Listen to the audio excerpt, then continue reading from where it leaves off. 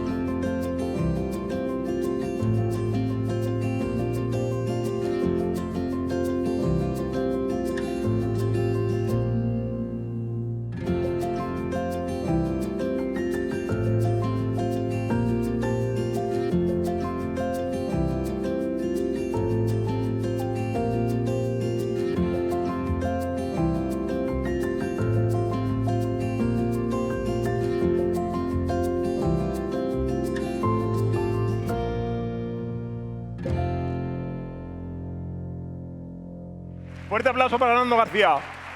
Gracias. Adelante. Gracias, Chema.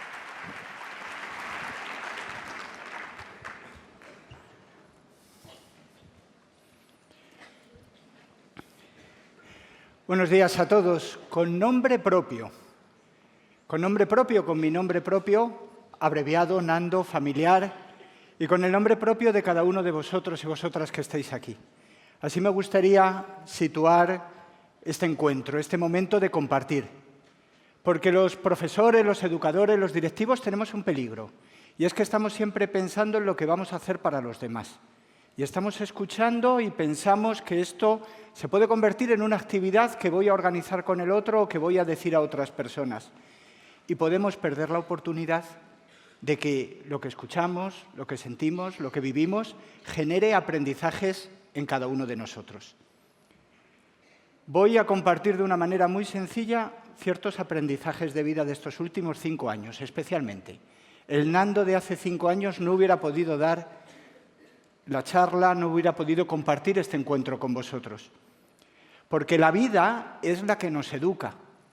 Y solo podemos acompañar y educar a los demás si hemos tenido la experiencia de ser acompañados y de habernos dejado educar por la vida. Hay una pregunta que acompañará las palabras que yo os comparto. ¿Qué has aprendido? Cada uno con vuestro nombre propio.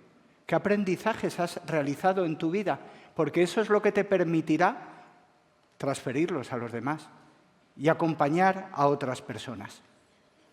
El prisionero 119.104 del campo de concentración de Auschwitz narró sus aprendizajes. Si os digo que fue Víctor Frank y que la obra se llama El hombre en busca de sentido, yo creo que todos nos situamos mucho mejor. Es un libro que utilicé en mis años de profesor de filosofía con mis alumnos, porque ahí él, en una situación tremendamente dramática, habla de la familia, de la sexualidad, de la intimidad, de los insultos, del sufrimiento, del suicidio, de la madurez interior. Y al final acaba diciendo, quizá la historia nos ha brindado la oportunidad, más que a ninguna otra generación, de saber lo que es el hombre. ¿Qué es el hombre? Es el ser que siempre decide lo que es. Es el ser que inventó las cámaras de gas y el que entró en ellas con paso firme musitando una oración. Y no es teoría, lo cuenta el prisionero 119.104. Amigos, la vida no es fácil. No vamos a banalizar el sufrimiento, como tampoco se nos ha dicho vamos a banalizar la felicidad. Yo no os hablo desde una concepción ingenua, os hablo desde la vida y quiero hablaros desde mi experiencia. ¿Para qué? Para que mi experiencia también pueda inspirar la vuestra, porque la vida es tan rica de experiencias que nos pueden generar un espacio privilegiado para compartir con los demás. Os voy a contar los aprendizajes de vida que han nacido del encuentro con muchas personas y encuentros que de alguna manera van cambiando la vida. Mirad, pensando más o menos en un año normal tengo la oportunidad de tener unos 600 diálogos personales. Y muchas veces esos diálogos personales no son sobre la estructura del colegio, sobre la tarea que yo estoy realizando en el cargo que desempeño, sino sobre la vida, porque cuando se comparte vida se tiene la capacidad de generar también ese estímulo en la otra persona. Hay 2 libros en esta imagen que he compuesto de mi vida. Uno, la guía de abusos sexuales. Yo pregunté, oye, ¿por qué os habéis acordado de mí? ¿Por qué me habéis llamado para participar en este congreso? Y me dijeron, nos gustó la intervención que tuviste cuando se presentó esta guía de escuelas católicas. ¿Qué dije básicamente en aquel momento? Pues una experiencia de que acompañar el dolor y no esconderlo me ha ayudado a mí a aprender. Me ha ayudado a reposarlo en mí para poder narrarlo. Y esa narrativa del dolor está en el otro libro que tenéis ahí en el extremo, Hasta el infinito y la eternidad. Si yo digo esa expresión, no significa nada. Pero si yo os digo que fue la frase que dijo mi madre en la UCI durante los últimos 20 días de su vida, cada vez que le decíamos a sus hijos, mamá, te queremos mucho. Y ella nos contestaba, y yo hasta el infinito y la eternidad. Y tuve la oportunidad, el tesoro, de estar durante 20 días yendo a la UCI del Hospital Clínico de Madrid. Allí, con el tiempo que te permiten, los que habéis tenido estas experiencias sabéis cuál es el ecosistema que te rodea en una UCI. Y allí tuve las comunicaciones más profundas que jamás he tenido con mi madre. Y pude comprobar cómo hay momentos donde el alma se vuelve transparente y la puedes ver y te creías que conocías todo de la persona que te dio la vida. Y sin embargo no lo conocías todo. Y Dios se manifestó en esa UCI. Tiempo después, habían pasado 6 meses, yo decidí tomar las riendas de mi vida. Había llorado mucho porque necesitamos tiempo para digerir las cosas que nos pasan. Y después de haber llorado mucho, tenía la visita inspectorial que decimos nosotros al colegio y a la casa de Azcoitia y decidí suspenderla. Porque hay veces que tenemos que tomar el timón de nuestra vida y decir que la vida no me lleve, la voy a llevar yo. Y suspendí aquella visita porque necesitaba parar y me fui al monasterio del Paular. Y allí en el monasterio del Paular me puse a escribir. Y esto es lo que nació. Nació mi experiencia. Y mi experiencia sé que ha conectado con la experiencia de otras personas. Os lo cuento como mi camino. No lo puse en ninguna red social, porque las experiencias profundas no se banalizan y no se publican de cualquier manera. Le pedí permiso a mi padre y a mi hermano, porque las cosas importantes requieren también el saber respetar los ritmos de otras personas, porque a lo mejor a ellos no les gustaba que yo hablara mi intimidad. Y alguna persona me dijo, Nando, ¿qué haces? Esto es un poco atrevido, te expones mucho. Pero es que una de las cosas que he aprendido es a ser libre. Tenemos que ser libres, tenemos que aprender a ser libres. Hay tantas cosas que nos esclavizan, que nos generan dependencias. Libres del qué dirán, libres de la opinión que otros puedan tener sobre nosotros y libres también para saber parar el flujo del tiempo y en algún momento reposar para que los aprendizajes queden en nosotros. ¿Cuáles son vuestros aprendizajes? Yo os cuento algunos de los míos. Solo podemos educar y acompañar si tenemos una vida rica en el corazón. Y aprendizajes en el dolor. Nada de ingenuidad. En esto no estoy de acuerdo con una cosa que dijo Víctor en su ponencia. Interesante. Hemos sacado cosas muy buenas de ellas. Pero dijo, la meditación solo sirve para cuando estamos bien. Yo creo que no. Yo creo que especialmente cuando estamos pasando por momentos difíciles tenemos que meditar, tenemos que reflexionar, tenemos que serenar, tenemos que calmar, tenemos que dejar que en el silencio las cosas reposen en nosotros. Sin embargo, esto no siempre es fácil, porque nos ponemos máscaras. Hay muchas máscaras que nos protegen. Tenemos que darnos cuenta de cuáles son las máscaras que tenemos en la vida. Estas máscaras a veces vienen generadas por un estilo de vida que nos hace representar un personaje. No somos, hacemos. En vez de ser y estar, hacer, consumir actividades. Y nuestros propios colegios se pueden convertir en una maquinaria que consume muchas actividades, Pero vamos con la máscara de la inmediatez que genera tanta insatisfacción.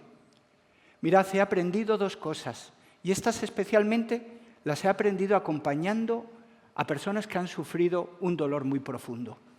He aprendido que el tiempo discurre a un ritmo muy diverso en cada una de las personas y que tenemos que saber adaptarnos al tiempo del otro. Porque lo queremos ya, lo queremos ahora. Queremos que este alumno cambie en este momento porque a nosotros nos parece que es el momento en el que cambie. O queremos que esta actitud del claustro cambie. Tenemos que activar procesos. No podemos dominar espacios. El Papa Francisco lo dijo muy bonito. El tiempo es superior al espacio. La inmediatez nos genera la insatisfacción de no saber acomodarnos al ritmo de la vida. Yo necesité un proceso para poder hablar de ciertas cosas. Cada uno de vosotros, en las situaciones que tenéis en la vida, necesitáis un tiempo para poder convertir en aprendizaje lo que estáis viviendo. Y mirad, las personas no somos fotos fijas. No somos fotos fijas. El verbo ser es muy importante para construir la casa sobre roca. Y en ese sentido se está hablando aquí del verbo ser. ¿Qué es lo que somos? ¿Cuál es la esencia de lo que tenemos que hacer, de lo que tenemos que construir en nuestra vida? Pero cuidado con el verbo ser en educación cuando decimos, este muchacho es así, este es un vago, este es. Y estamos definiendo a las personas por una imagen que vemos de ellas en un momento determinado. Cuidado, las personas no son fotos fijas.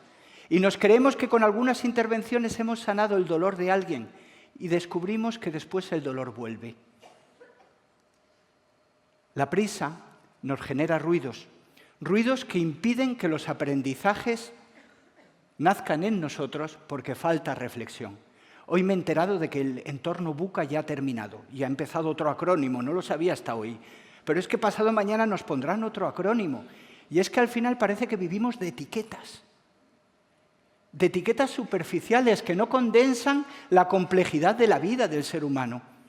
Contemplemos a la persona, respetemos el fluir del tiempo, aprendamos de que las personas no son fotos fijas y no utilicemos el verbo ser para definirlas, clasificarlas y marcarlas ya definitivamente en nuestra vida.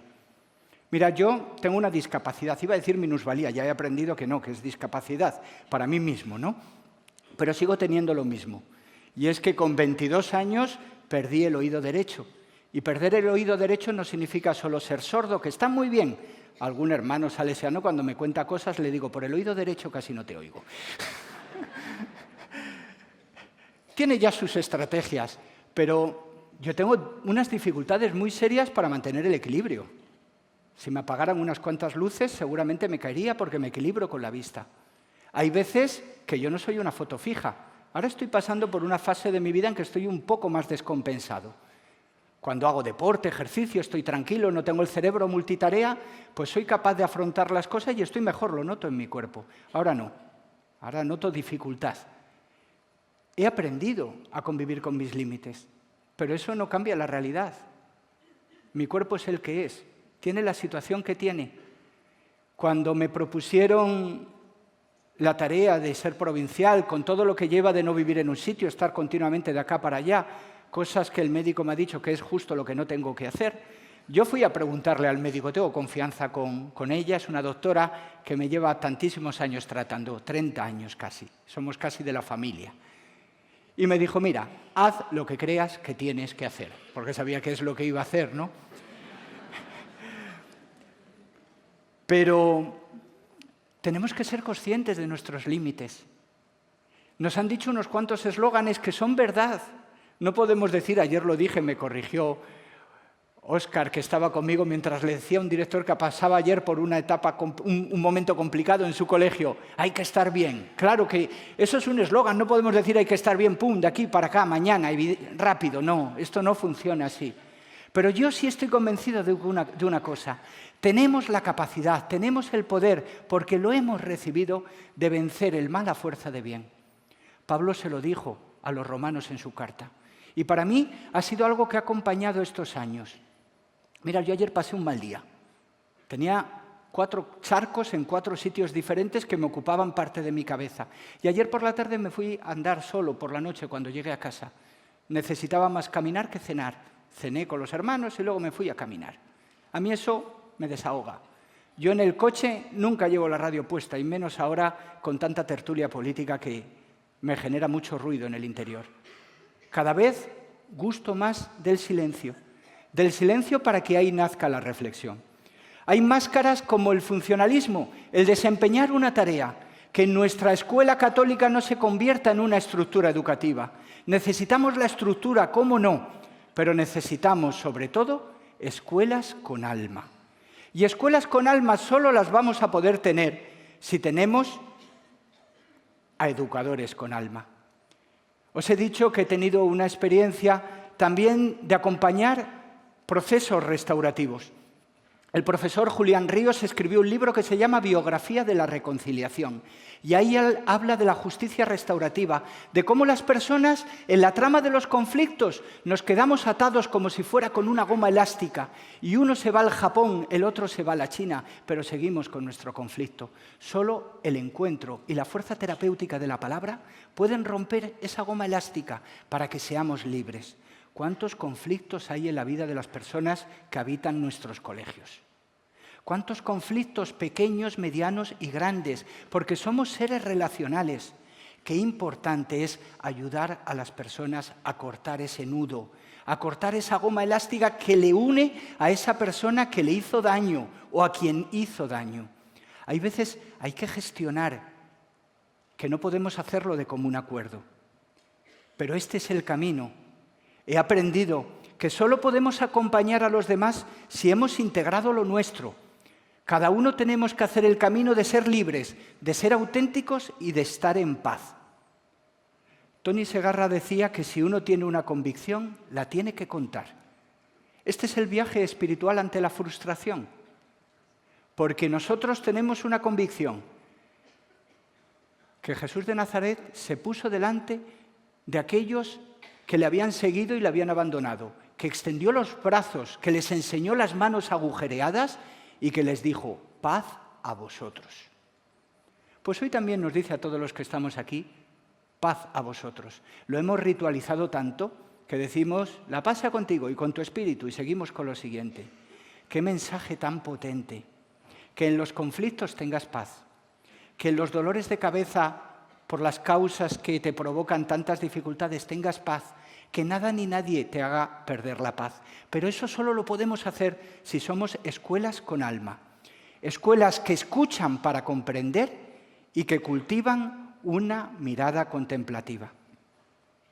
Mirad, qué importante es la fuerza educativa y preventiva del ambiente. Si algo caracteriza nuestro modelo de escuela es que generamos ambientes, y ambientes que educan. Y para generar un ambiente necesitamos la colaboración de muchos. Necesitamos no que todos estén en todo, pero sí que todos se sientan parte de todo. Y eso es el ambiente, y esa es la genialidad de saber encontrar un puesto para cada uno, de generar espacios de encuentro, no porque dan prestigio a la escuela. Vamos a hacer intercambios porque así tenemos un prestigio mayor en nuestra campaña de presentación de lo que es nuestra escuela, nuestro colegio. O vamos a hacer intercambios porque eso posibilita espacios de encuentro entre el profesor que va con ellos y los alumnos y hace que el colegio y los amigos del colegio perduren para toda la vida, como nos decía Silvia en su ponencia. Nuestros colegios son un ecosistema donde se respira vida. Un ecosistema que tenemos que cuidar y para ello tenemos que estar vivos y bien vivos y tenemos que ser capaces de transferir y transmitir y compartir y narrar nuestros aprendizajes de vida, porque eso nos hará auténticos y creíbles. Hablando con Luis ayer y un poquito con Juanma esta mañana, en 2 conversaciones muy rápidas, les decía gracias. Gracias por lo que es escuelas católicas. Yo en el mes de septiembre he estado en un encuentro con otros 6 salesianos de la congregación para preparar nuestro próximo capítulo general. Y he tenido la oportunidad de conocer el pensamiento de cada una de nuestras provincias, inspectorías, 92 en total, repartidas en casi 140 países del mundo. Qué afortunados somos en España de tener escuelas católicas. Gracias. Qué afortunados somos.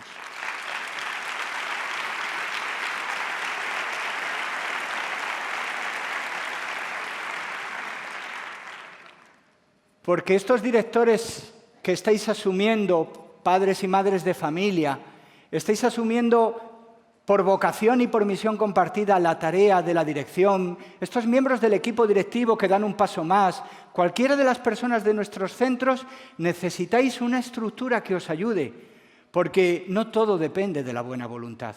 Necesitamos que nuestro ecosistema se enriquezca. Asumimos el reto de responder a lo que a la sociedad le falta, porque somos más necesarios que nunca. Cuando todo en la sociedad estaba muy bien organizado, tal vez nosotros no hacíamos tanta falta. Pero hoy en día tenemos que cubrir tantos espacios ante las dificultades de la familia de acompañar y de educar, ante tantas dificultades de salud mental como se nos decían, ante tantas situaciones de prevención del suicidio. Pero nuestro ecosistema, y le decía a Luis, tenemos que conseguir que nuestro ecosistema se enriquezca. Necesitamos asistentes sociales, educadores sociales en nuestros colegios, necesitamos profesionales también de la medicina para tener también enfermeros, necesitamos psicólogos que se dedican a tiempo completo y seguiremos luchando gracias a la estructura que tenemos por ello, porque no se nos puede volcar sobre los hombros de los docentes todas las tareas que hoy tiene que hacer la escuela para poder prevenir, acompañar y sostener a nuestros chicos, a nuestro alumnado, a las personas que viven con nosotros. Mirad, hace poco leí un libro de Thomas Halleck que se llama La tarde del cristianismo. Y este libro, que algunos conoceréis y los que no, os recomiendo su lectura, hace una reflexión muy interesante. Coge la metáfora de Jung de la metáfora del día. La mañana es la parte de la juventud, del joven adulto, el momento en el desarrollo de la personalidad en que desarrollamos lo mejor de nuestras capacidades. Es el momento donde encontramos el trabajo que nos da realización en la vida, se forma la familia, se hacen los proyectos vocacionales, pero luego en la vida llega la crisis del mediodía. Y la crisis del mediodía hay que afrontarla. Halleck considera que Jung se ha quedado desfasado porque la crisis del mediodía hoy llega en edades mucho más tardías que antes. A los 50, a los 55, y empieza la tarde de la vida. Y no podemos pretender vivir como vivíamos con 30 años. Claro que las cosas no son como antes, pero eso no significa que sean peores. Significa que son distintas. Y la tarde de la vida es una tarde de una gran realización personal si una persona es capaz de afrontar la crisis del mediodía. Este estudio psicológico de Jung, Thomas Halleck se lo aplica a la Iglesia. Y dice, el cristianismo tiene que asumir que ha pasado la mañana y que tiene que vivir la crisis del mediodía. Y el cristianismo de hoy no puede reaccionar a la sociedad de este tiempo como se reaccionaba antiguamente. Y estos grupos eclesiales, movimientos eclesiales o forma de pensar que siguen intentando responder como si nada hubiera cambiado, están haciendo un gran daño al servicio que el cristianismo tiene que seguir realizando a la sociedad.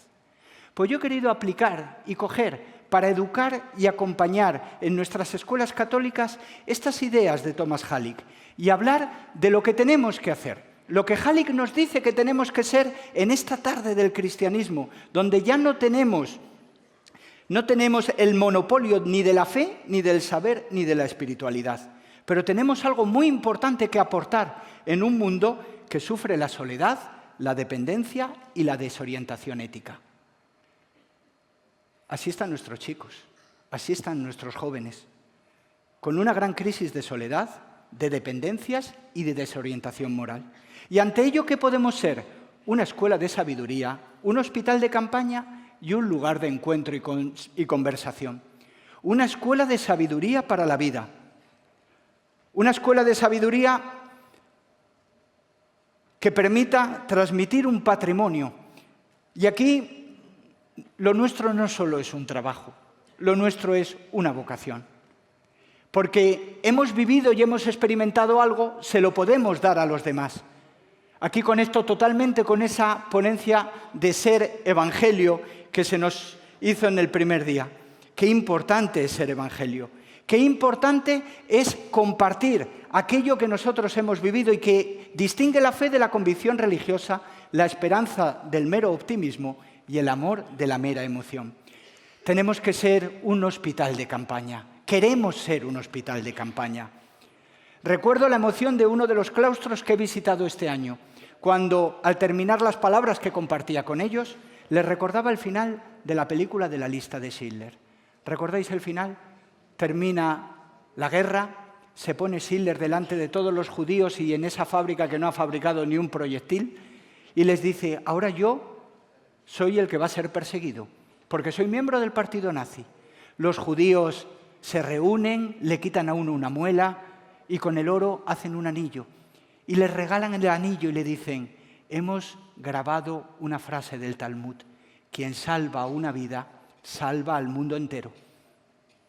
El Papa Francisco ha dicho, merece la pena ayudar a una persona a vivir mejor para que merezca la pena la entrega de toda una vida.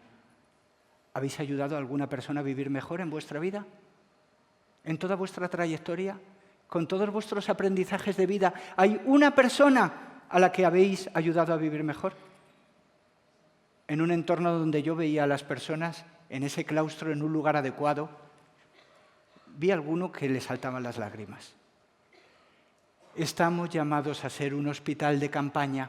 Nuestras escuelas tienen que fortalecer el sistema inmunológico de la sociedad. ¿Por qué? Porque sin sentido crítico, los jóvenes de hoy van a estar muy desorientados. Fortaleceremos el sistema inmunológico de la sociedad ayudando a tener sentido crítico, ayudando a poner nombre a las emociones, sabiendo, enseñando a buscar referentes, no dando las soluciones, sino dando herramientas. Y herramientas también espirituales que ayuden a descubrir la fuerza terapéutica de la fe en Jesús. En tercer lugar, Halid dice que la Iglesia, que la escuela católica tiene que ser un lugar de encuentro y conversación. Se ha hablado mucho de ello en este congreso. Generar espacios de encuentro. Qué importante es ser estrategas para ello. No podemos hacer las cosas de cualquier manera. Tenemos muchas dificultades porque tenemos un horario muy lleno, la prisa, la inmediatez. Son máscaras que nos impiden compartir y profundizar aprendizajes. Lo poco que podamos hacer con el tiempo que disponemos, hagámoslo bien, hagámoslo cuidadamente. Mirad, cada persona necesita su tiempo. Estoy convencido y he aprendido que no podemos reducir ni simplificar los procesos de cada uno. Cuando tienes la oportunidad de hablar cara a cara con una persona de la cual has escuchado cosas, pones luego en su sitio aquello que has escuchado. ¿Qué daño nos hacen los prejuicios en nuestros claustros? ¿Qué daño nos hacen las simplificaciones de lo complejo? ¿Qué daño nos hacen las recetas y las soluciones fáciles, las etiquetas ante los problemas? ¿Cuánto nos ayuda la reflexión, la serenidad, la calma y descalzarse las sandalias ante el misterio sagrado de la persona que tenemos delante? Qué importante es descubrir los propios límites. No podemos salvar a todo el mundo. No podemos solucionar todos los problemas. Hay cosas que no tienen arreglo. Ojalá nuestro ecosistema educativo se enriquezca con nuevas figuras que nos hagan más sereno, más tranquilo y más adecuado nuestro trabajo. Pero si no lo conseguimos, nosotros no somos los ministros de Educación. Tenemos que seguir hacia adelante. No hagamos al mal más poderoso con un espíritu de queja permanente, donde lo único que hacemos es potenciar el malestar. Tengamos la capacidad de descubrir ese regalo de la paz, del perdón, de la calma, de la libertad interior que Jesús nos realiza. Y esta es la grandeza de la espiritualidad y de tener educadores con alma para poder realmente llevar serenidad a la vida de los demás. Pero también tenemos que ponernos límites para respetar el espacio y el lugar sagrado del otro. Hemos aprendido, aunque no del todo, que no siempre los educadores han sido respetuosos con los límites de los menores y que sin darnos cuenta a veces, no siempre con maldad, hemos normalizado actitudes que resultaban incómodas para el otro. Esto no puede pasar más. Tenemos que abrir los ojos. Tenemos que darnos cuenta de cuál es mi papel como educador, dónde tengo que estar y dónde no tengo que estar. Yo personalmente creo que yo no debo estar en Instagram, pero es una convicción mía, en el Instagram de fotos de los menores. Yo ahí no debo estar, me siento incómodo. No digo que los colegios no tengan que estar, no. Digo que yo personalmente, es un aprendizaje mío personal. Cada uno tiene que saber dónde tiene que estar y dónde no tiene que estar para no ser invasivo y respetar los límites de los demás. Desde el límite personal y respetando el límite del otro, no normalizando situaciones, encontramos la libertad y la capacidad de poder acompañar y poder educar siendo significativos. No podemos dejar de hablar de lo que hemos visto y oído. Margarita nos decía en su ponencia, ¿qué es lo que contagiamos de nosotros a las personas? Esta frase es de dos personas con nombre propio. Se llamaban Pedro y Juan y se cuenta en el libro de los Hechos de los Apóstoles. Habían sido no ejemplares. Habían abandonado al Maestro cuando no le habían negado. Y sin embargo, cuando se aparece el resucitado, no pueden dejar de hablar de lo que han visto y oído. Y les quieren callar, y les quieren perseguir, y les quieren meter en la cárcel. Con valentía, con parresía, como aquí se ha señalado también, dicen, yo no puedo callarme, porque esto lo he interiorizado en mi vida, porque es un regalo que he recibido, porque es algo que forma parte de mi patrimonio de vida. Ojalá la Escuela Católica nunca deje de hablar de lo que ha visto y oído, porque cuenta con educadores vocacionados, no solo con trabajadores. Desde esa concepción del trabajo, pues sí que puede aparecer esa visión un tanto negativa o realista o no ingenua que nos decía Víctor de que no podemos pretender grandes cosas porque el trabajo es trabajo. Pero es que para nosotros el trabajo no es trabajo. La Escuela Católica no puede perder una minoría creativa de personas para las cuales el trabajo es vocación. Es realización personal. Es contar mi propia historia de vida porque es importante. Termino con un último vídeo. Es la rueda de prensa previa a la final de la Eurocopa, que como bien sabéis ganamos. Y esto es lo que dijo nuestro seleccionador nacional. El seleccionador, aquí Guillem Balaguer de la BBC. Los que somos ateos respetamos, pero no acabamos de entender la relación con los que tienen fe con Dios. ¿Dónde queda Dios y la fe cuando hay una final y se requiere absolutamente de todo para ganarla?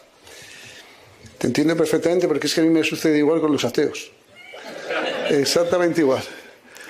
No, la fe es algo personal y transferible. En este caso no es intransferible, es transferible. Pero es personal y lo que me hace, como soy libre y puedo elegir lo que creo que tengo que hacer y desde mi inteligencia y mis experiencias, que eso no hablaríamos en otro momento, pues me invitan a creer en Dios y aportarme mucha seguridad y mucha fortaleza. ¿Sí? Que nada tiene que ver, y ya sé que el otro día le hablé a Elena, levante vida, con la superstición. Soy cero supersticioso. Yo rezo todos los días, no me pongo una camisa amarilla el día que gano. Yo rezo, si rezo hoy y mañana, también lo he hecho durante mucho tiempo. Quiero decir que no son supersticiones. Muy bien.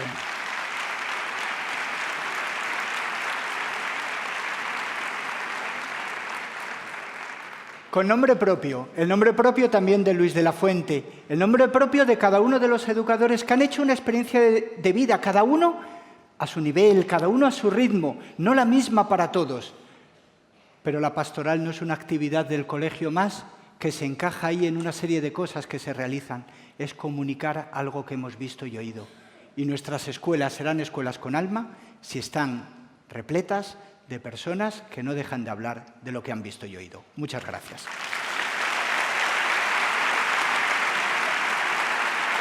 Muy bien. Gracias, Chema. Muchísimas gracias, Nando. Nada. Muchas gracias. Nos quedamos aquí para el diálogo. Nos quedamos para el diálogo. Sí, perfecto. Yo creo que están a punto de traernos las sillas. Sí, aquí están ya. Podéis formular vuestras preguntas en la aplicación y ya será la última vez que tendremos que usar la aplicación para esto.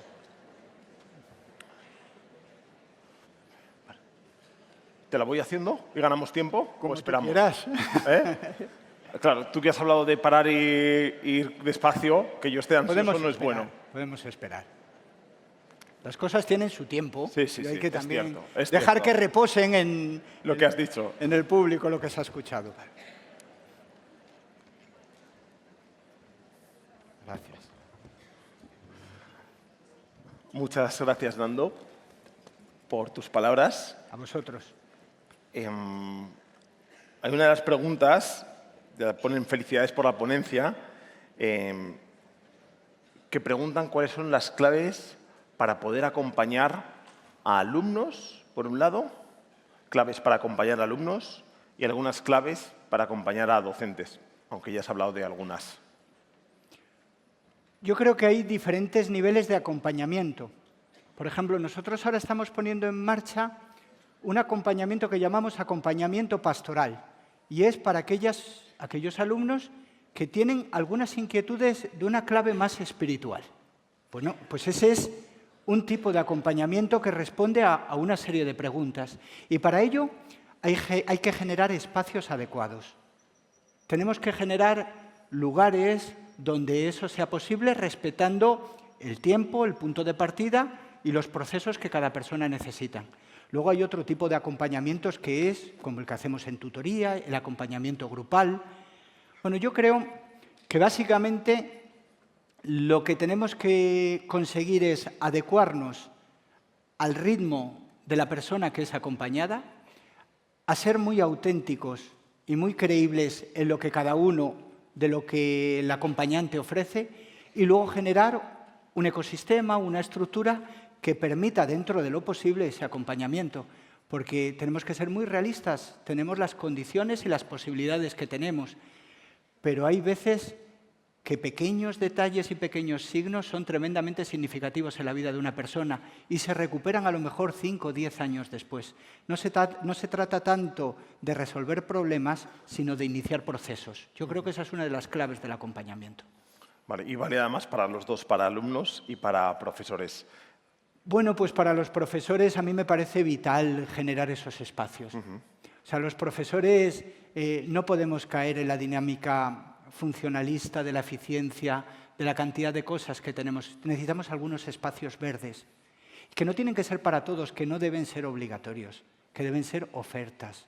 Ofertas que nos tiene que dar igual si vienen 10 que si vienen 20, pero que si son significativas y si ayudan a crecer, a lo mejor provocan un deseo también en otros, ¿no? Y yo creo que cada colegio tiene que pensar qué estrategia de acompañamiento tiene con esas ofertas que ayudan a generar un ambiente. No tenemos que dar nunca nada por perdido, pero sabiendo cuál es el punto de partida también de la vida de esas personas, ¿no? Que la escuela católica hable de lo que ha visto y oído. Has insistido mucho en eso. Y yo mientras hablabas me preguntaba, ¿cómo es eso posible en una escuela católica que tiene profesores que, como se comentaban en las ponencias anteriores, ya no presuponen la fe o vienen de ámbitos muy distintos, y en un mundo en el que ya va siendo cada vez más contracultural ese ambiente de la fe? ¿Cómo es posible seguir haciéndolo ante estas dos situaciones? Bueno, yo ahí creo que la visión de Halik es muy interesante a la hora de definir qué es la fe, porque hay veces que tenemos también un mapa conceptual muy variado en torno a lo que es ser creyente, tener fe. Hoy en día hay mucha persona buscador, hay mucha gente que está en búsqueda. Y yo he visto cómo en claustros con personas que han venido con una actitud de búsqueda, pero para nada con una actitud muy tematizada de un encuentro personal y de una fe descubierta como un encuentro con Dios, pues ha sido la propia vida en el colegio donde les ha permitido también a crecer. Entonces, ¿Has visto mucho de eso? Sí. Yo esa experiencia la tengo. Que es interesante. Ese camino de vuelta que alguien hablaba es interesante. O sea, hay mucho. Yo ahora mismo en uno de nuestros colegios está una chica a la que yo di clase, con la cual he tomado un café hace poco. Y esto mismo me ha dicho ella. Le hablé, digo, ¿cómo está tu vida creyente? ¿Cómo están tus experiencias de fe? Tiene sus 30 y tantos años. La acompañé durante un momento de su vida cuando yo era su director y tenía ella 15, 16 años. Y me dice, la estoy recuperando ahora que he entrado en el colegio como profesora. Tenemos que generar ambientes que acompañan sin ser dogmáticos. Hay veces que también tenemos que repensar cuáles son los procesos de acompañamiento que queremos hacer para acompañar también en la experiencia creyente, la experiencia de vida, la experiencia de fe. La clave es yo creo que es ser muy claros en la autenticidad y en el testimonio. Hoy en día necesitamos más testigos y menos actitudes moralizantes o dogmáticas en torno a los conceptos. Nando García, muchísimas gracias por estas palabras. Gracias a vosotros. Inspiradoras. Muchísimas gracias. Gracias, Nando. Llevo mis minutos. Muchas gracias. Gracias, de verdad.